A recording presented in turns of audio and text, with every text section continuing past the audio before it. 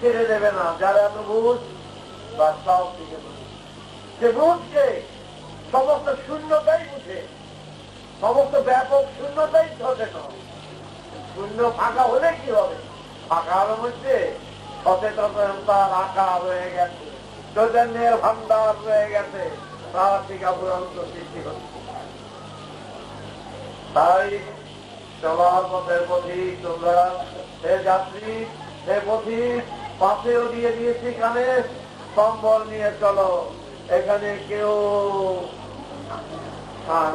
আরো কিছু ধরবার ক্ষমতা, কেউ কিছু গ্রহণ করতে আসো না, কেউ আমার বলে কিছু নিতে আসো না, সব ফেটে যাবে, সব চলে যাবে।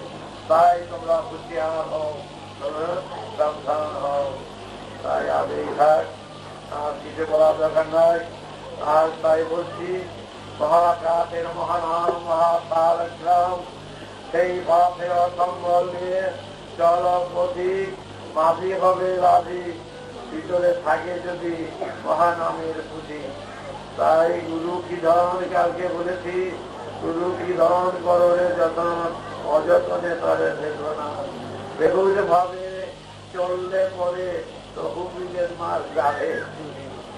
আগে গিয়ে শিখের নামে গুরুর কাছে দোকানদারি, এই দোকানদারি শিখো। যেই শিখলে সুরে বসতে পারবে, সেই স্থানে গামা বাড়ানিটা, সেই মূলাধার সদিষ্ঠান মণিপুর। তাই আজ এই ঘাট বিপ্লব, সংগ্রাম, আত্মরক্ষা। বলো আমাদের সংগ্রাম, আত্মরক্ষার সংগ্রাম, আমাদের সংগ্রাম বাঁচার সংগ্রাম, আমাদের সংগ্রাম বাঁচানোর সংগ্রাম, আমাদের বিপ্লব, রোগীর রোগ নিরাময়ের বিপ্লব। আর কিছু প্রয়োজন নাই, এটুকু মনে রেখো। আর কোনো কিছু নেই। বলো রাম নারায়ণ রাম, ধর্মই ধর্ম, বিপ্লব দীর্ঘজীবী হোক, রাম নারায়ণ। তাই মদন, কালো, শান্তি, অরুণ এবং কর্মীবৃন্দ সবাইকে বলছি, তোমরা সব দ্বন্দ্ব, সব কিছু যার যার মনের আবিলতা, সব প্রেম মন্ত্রীরতা, গঙ্গা জলে যেমন ভেসে ভাসিয়ে দেওয়া হয়, তেমনি তোমাদের বাবার চরণে সব ছেড়ে দিয়ে তোমরা শুদ্ধ পবিত্র হয়ে এক সুরে বন্ধনে, তোমরা এক হৃদয়তার বন্ধনে আমার গলার মালা হয়ে তোমরা থাকো। এটাই তোমাদের মধ্যে যেন আমি না করি সমাজের কথা, বিরাটের কথা, আঘাত আসবে, মৃত্যু যখন আসবে এ সহ্য করতেই হবে, উপায় নয়। আঘাত কারো বাড়ির থেকে ছাড়া যাবে না, কারো বাড়ির থেকে কারো থাকবে না, সবগুলি থাকবে। তার ভিতর দিয়ে পাহাড়ের গায়ে দিয়ে রাস্তা করে মানুষ তার ভিতর দিয়ে রাস্তা করে। ও তোমার জন্মের ব্যাপারে একটু কিছু বলো না, আমার জন্মের ব্যাপারে আর কি বলবো?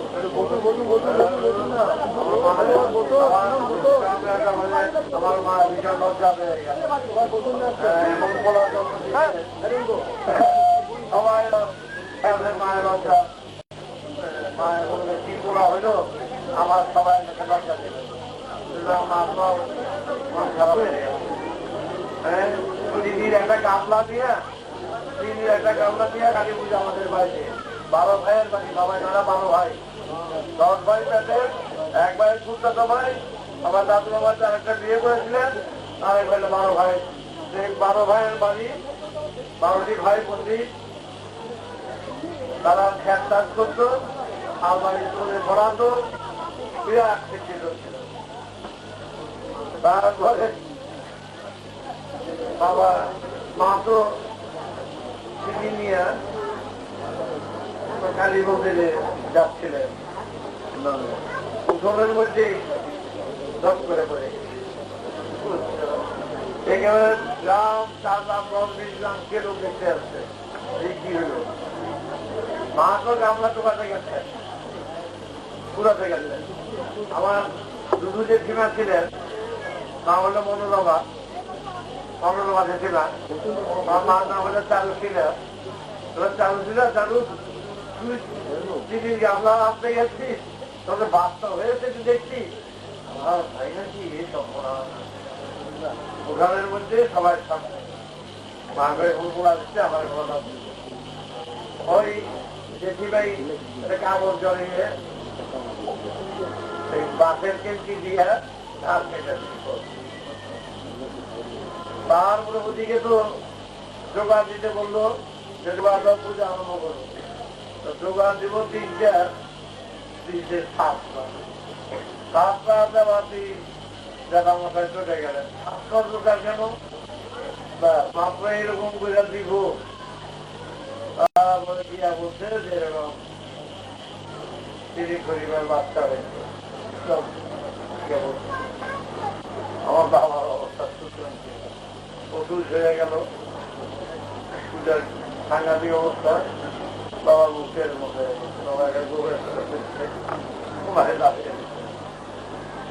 তারপরে কালা ভার হচ্ছে, পূজা বন্ধ করে দিল, আমাকে বলতে কালা ভার হচ্ছে, পূজা বন্ধ করে দিল। আমার এক সুন্দর জ্যাঠামশাই ছিলেন, তিনি খুব বড় জ্যোতিষ ছিলেন, অনেক ছাত্র। জ্যোতিষ বোধহয় সঙ্গে সঙ্গে অর্ডিনেটির বসে সঙ্গে সঙ্গে টিভিতে দিয়ে বোঝা গেলেন তারিখ তিথি দিয়ে, তারিখ নিয়ে তো না, তিথি নিয়ে দেখলেন, তিথি দেখে শুনে তারপরে মাথায় দিয়ে বসছে। আমার তখন ঠাকুমা ছিলেন, মাগো মাগো আমাকে আমাকে বলছেন মা মা এই কালা পাহাড় যা বলছে কি ব্যাপারই বলছে এই কালাটা। এই তখন যোগ আরম্ভ হয়ে গেল, হরিহুল্লা পড়ে গেল। তোমরা জানা মশাই সুন্দর ঠাকুর মতো রেখে সুন্দর ঠাকুর যদি শিবিরা পেয়ে গেছে আমাদের বংশ উদ্ধার করবে, এই আর কোনো ভাববার কোনো কারণ নাই। তাই যদি এই ইউথনের মাঝে জন্ম নিয়েছে সে হরিহুল্লা হয়ে গেল, বিপরীত হয়ে কালা পাহাড় থেকে কালা কাছে চলে গেল, কোনো অসুবিধা নাই। তাই ক্রমশ বড় হতে আরম্ভ করলাম। একটা বড় সাংঘাতিক বেড়া হয়ে গেছে, বাড়িতে 12টা কাকিমা জেঠিমা আছে, আর 7-8টা সবসময় বিছানার মধ্যে সব পারে শোয়া রাখতো। আর মায়ের দ্বারা সবাই 12 ভাইয়ের বাড়ির সবাই রান্না বাড়ির কাজ করতে হাতে। কার বাচ্চা কখন কে দুধ খাওয়া হয়ে যাবে ঠিক নাই। দুধ জেঠিমা আসলো, সুন্দর জেঠিমা আসলো, আমার জন্য বাচ্চার দুধ খেয়ে গেল, ও ব্যস্ত আছে গিয়ে বলতো যেটা তোর বাচ্চারা দুধ খাইয়ে যাও, ও বলতে বলো না মা তোর বাচ্চারা দুধ হয়ে যাও, ওগুলো দিদি তোমার বাচ্চারা নিজের দুধ আর তোর বাচ্চারা খাইয়ে যেত। এত মিল ছিল, কিন্তু আমার বলতো তোর বাচ্চারা বড় পাতি দুধ খেলে আমরা যে আমাদের দুধ দিলে দুধ খেত না, তোমাদের স্তন খেত না, সরিয়ে যেত। এবং ওরা আমার মা দুধ আর যে ডিমা দুধ একাত্র করিয়া খাইয়ে গেছে, আমি মা দুধ করে খাইছি, ওই দুধ করে মুখটা সঙ্গে রাখছি। এটা নিয়ে একটা হই হুল্লা পড়ে গেল গ্রামের মধ্যে, এই কিরে বাবা অন্য দুধ খাবে না। এইভাবে চলতে চলতে 2 বছর বয়স, 3 বছর বয়স, 4 বছর বয়স, 5 বছর বয়সে এত দিন আমার শুরুই করলাম। আর বোঝা দিকে বলে আর লাভ কি? এই ছোট থেকে উদ্যোগ থেকে যখন হয়েছে, আমার জানামাটা বলতো যে পূর্বজন্ম তো অনুযায়ী আমার জ্যোতি, পূর্বজন্ম জন্ম কিছুই তো জানি না, কিন্তু আমার ভাই বেটারা দেখে মনে হয় যে জন্মের থেকে আগে না আসলে 5 বছরের বাচ্চা এই তত্ত্ব বলেন দীক্ষা দিচ্ছে, এবং 6 বছর 7 বছর বয়সে চমন জল আদিবের কথা বলে, সেই শিখবার বয়স না কোনোটারই পাঠ না। তাহলে আমরা বুঝে নিতে পারি আগের থেকে তার ছিল বলে এইবার নিয়ে এসে তিনি কাজে নেমে গেছে। এটা আমাদের কাছে পরিষ্কার হয়ে গেল, এটা জাফানের যাক সে কথা। আমাদের কাছে যে ভালো, আমাদের কাছে সে ভালো হয়ে যায় না, সে ভালো হয়ে যেন থাকে। আর বেশি কিছু দরকার নেই, যেই থাক তোমরা কর্মীরা সবাই একাত্র হয়ে আমরা সবাই যে জায়গা সবাই সাথে বিজয় কাজ করবো।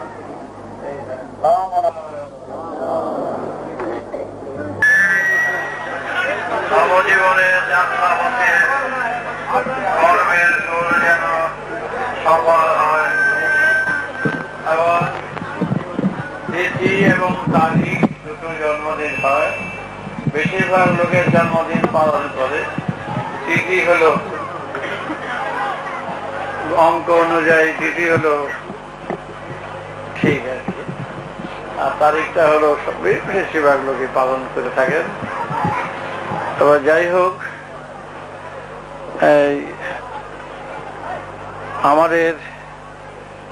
আমার জন্মদিন বা জন্মতিথি কর্মী দিবস রূপে পালন করা হয় বেশ কয়েক বছর যাবৎ। আমাদের কর্মীরা যেন কর্মের ভিতর দিয়ে তাদের পরিচয় দেয়, কারণ শ্রমিক শ্রমদানই হচ্ছে তাদের কর্তব্য। শ্রমিকের মর্যাদা রক্ষা করা সবার কর্তব্য। সমাজটা শ্রমদানের উপরই রয়েছে, তাই সব শ্রমিক আমরা, সব কর্মী আমরা আমাদের মাধ্যমে যে আদর্শের কথা সবার কাছে তুলে ধরছি, যে আদিবেদের কথা সবার কাছে তুলে ধরছি, এটা অনেক সময় অনেকের অসুবিধা হয় ভাবতে। এটা এক মিটিংয়ে গিয়েছিলাম, সবটা শেষ করতে পারিনি। তারা ভাবছে ঠাকুর বুঝি বলছেন ভগবান নেই। ঠাকুর কখনো বলেন না যে ভগবান নেই। ঠাকুর বলেন যে ভগবান যে আছে তোমরা কি করে বোঝো। সেই কথা বলি, আছে কি করে বুঝতে পারছো? বুঝতে পেরেছ কি? প্রশ্ন করি। এবং আমাদের দেবতাদের কাছে কি করে পৌঁছানো যায়, তার ব্যবস্থা কিছু করা যায় কিনা, সেই ব্যবস্থার কথা আমি বলি। যদি সত্যিকারের আমরা দেবতার সন্ধান পাই তো পৌঁছতে বেশি সময় লাগবে না। সন্ধান না পেলে ঠিকানাবিহীন আমরা কোথায় ঘুরবো বলো? তাই দেবতাদের নিয়ে আমি সবাইকে জিজ্ঞাসা করি, তোমরা দেবতাকে যে ডাকো, সাধনা করো, কিসের উপর নির্ভর করে? শোনা কথার উপরে নির্ভর করে? যা সবাই বলছে আছে তার উপরে? কোনটাই তো তোমরা জানো না। তাই কর্মীরা, তোমাদের একটাই কথা, 15,000 20,000 বছর আগে যেই কথা সেই সময় ছিল, তারা কাউকে অশ্রদ্ধা করতেন না, কোনো মতকে অবহেলা করত না, বহুবার বলেছি। তাই আজও তোমাদের কাছে, সব কর্মীদের কাছে, যারা রিক্সা নিয়েছে, যারা ভালোবাসে, তাদের কাছে আমার অন্তরের কথা রইল যে তোমরা গ্রহণ করবে, সবাইকে ভালোবাসবে। আঘাতটা তোমাদের নিতে হবে। সেই আঘাত তোমাদের চলার পথের সুবিধার জন্য। আঘাত অনেক রকমের আসবে, তবে তোমরা ভুল বুঝেও না, কাউকে ভুল বুঝে চিৎকার করবে না, আর ধারণায় চলবে না। একটা ধারণা হলে তার সম্বন্ধে ভালো করে জেনে শুনে কথা বলবে। ভুলের বশে অনেক রকম অনেক কাজের বাধা এসে আমাদের উপরে উপস্থিত হয়।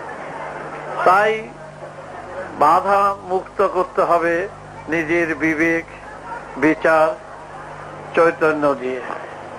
আমরা সচেতনতার পথে এগিয়ে যাচ্ছি।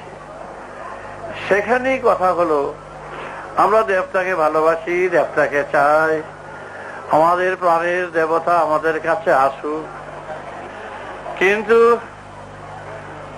দেবতারই যে কাজ দেবতারাই করবেন, তাদের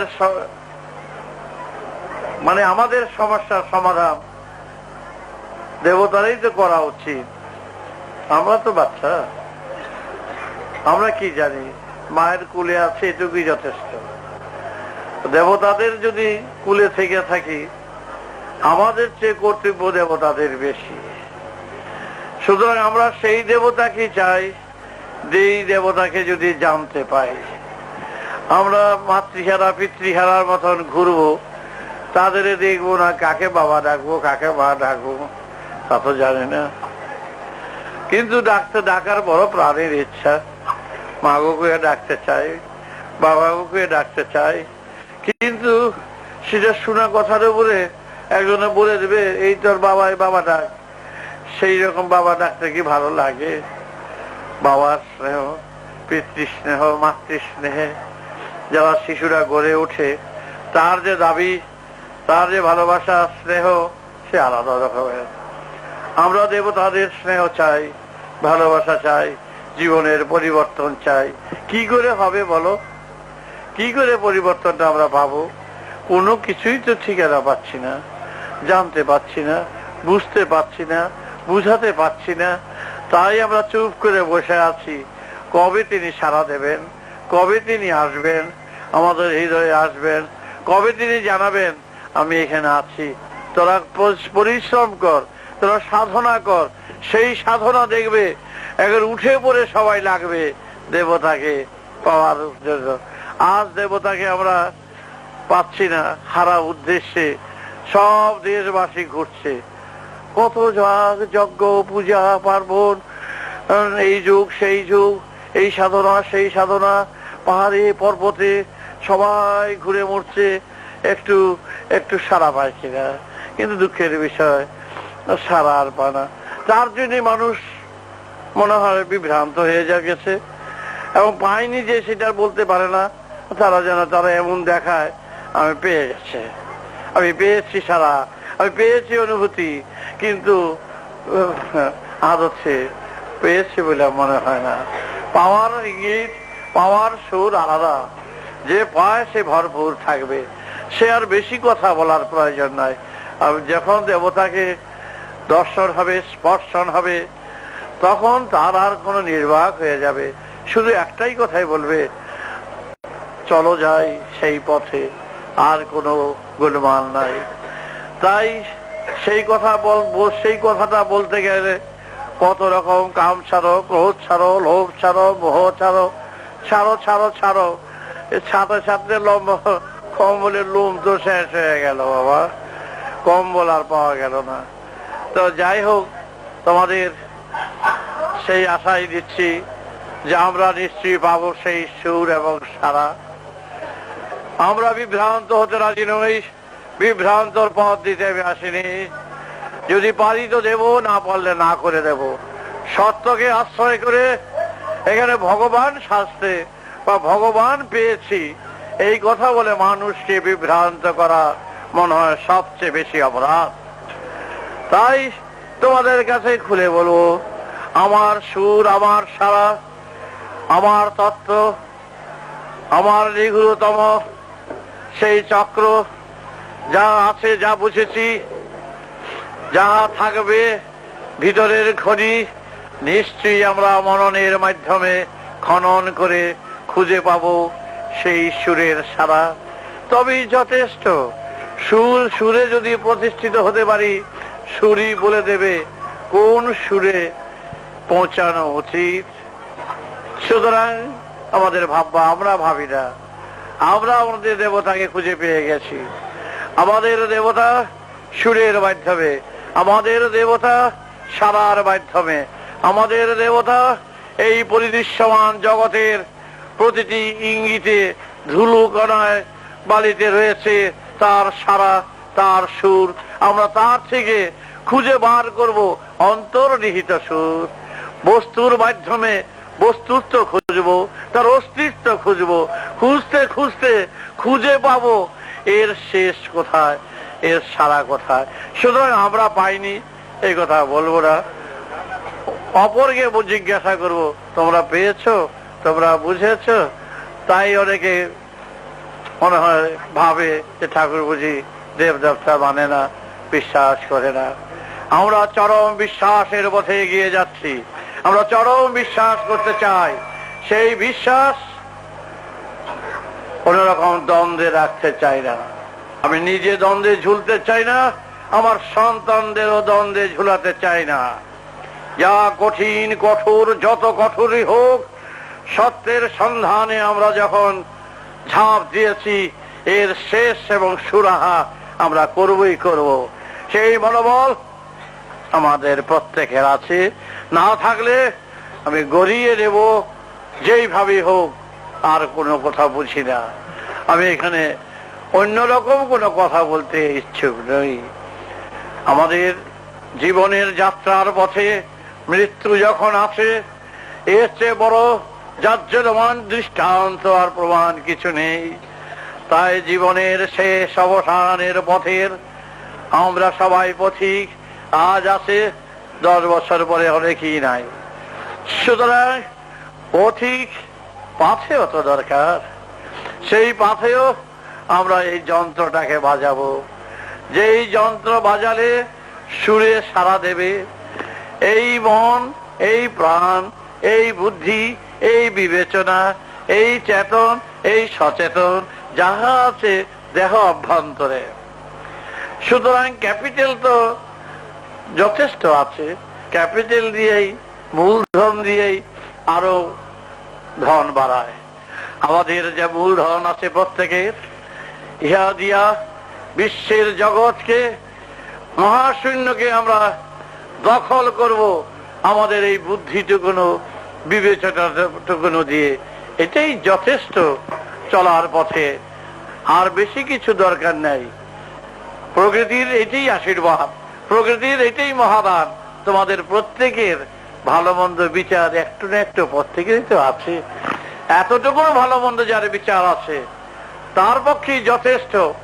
বিশ্বের সুর কোথা থেকে সৃষ্টি, কেমন করে সৃষ্টি, কে করলেন সৃষ্টি, আমরা খুঁজে বার করব আমাদের এই বিবেক, বুদ্ধি, সচেতনতা দিয়ে। সুতরাং তার খোঁজ এতটুকু বাচ্চা বয়স থেকে যেতটুকুনো বুঝেছি, যতটুকুনো জেনেছি, কি জেনেছি, কি বুঝেছি, এটুকুনো বুঝেছি বিজ্ঞানের সহযোগিতা, অঙ্কের সহযোগিতা, যুক্তির সাহায্যে, সুরের সাহায্যে ছাড়া ওই পথ আবিষ্কার করা যাবে না। কোনো কল্পনা দিয়ে, কোনো গল্প দিয়ে চলবে না। ভক্তি থাকা ভালো, তার মধ্যে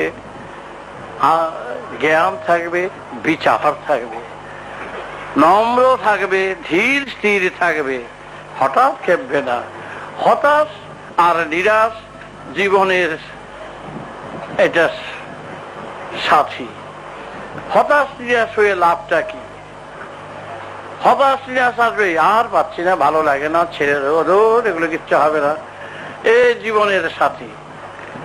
এ করে তো তুমি মৃত্যুকে রোধ করতে পারো না। মৃত্যুকে যদি রোধ করতে পারতে এইসব বলে, তাহলে আমি কিছু বলতাম না। কোনো কথা বলে মৃত্যুকে রোধ করতে পারবে না। এক একদিন চায় ওই ট্যাক্সির মিটার ওঠে, টুক টুক টুক করে মিটার তো উঠছে, বাবা তুমি যেমনি যাও তেমনি যাও, মিটার তোমাকে ছাড়ছে না। আমাদের জীবনের চলার পথের মিটার কিন্তু উঠে যাচ্ছে। এর মধ্যেই যা কাজ করার করে নাও, আর কিন্তু সময় থাকবে না। এই হায় হুতাশ, দুঃখ, ব্যথা, ভালো লাগে না, ওখানে যাব না, সেখানে যাব না, সব ছেড়ে দেব, কি ছাড়বে? ছেড়ে তো চলেই যাবে। তার মধ্য দিয়ে যে সুর যন্ত্রটা বাজাবার জন্য যেই সুরটা দিয়েছি কানে, অনেকেই তো পড়তে পারবে না, কাগজ দিয়েছি, পড়ে নেবে, জেনে নেবে। শুধু টক টক করে পেনুলাম ঘুরে না, আর কাটা, মিনিটের কাটা, সেকেন্ডের কাটা, ঘন্টার কাটা ধান ধান ভেজে উঠছে। ওই বেচারার কাম কিছুই না, ওই বেচারে কিছুই জানে না, টক টক টক টক বেজে উঠছে। তোমরা বাজিয়ে তোলো তোমাদের মহামন্ত্রে সুর, সেইভাবে সারে গ্রাম সারে গা রে গা বা গা বাবা চালা যাবে। আপনি দেখবার সুর ভেজে উঠবে, সারা দেবে, ফুটে উঠবে। কেমন করে ডাল ভাত খেলে কেমন করে রক্ত মাংস বীর্য হয় তোমরা চেষ্টা করো, না আঙ্গুলের এটা চিপ দিয়ে রক্ত বার করো। ভিতরের যন্ত্রগুলো যে যার মধ্যে চলছে, হার্ট চলছে, লাঞ্চ চলছে, ফুসফুস চলছে, গল ব্লাডার চলছে, স্টমাক চলছে, যার যার যন্ত্রে ফ্যাক্টরি। আর বাইরে দেখতে হবে না, যার যার ভিতরে ফ্যাক্টরি চলছে।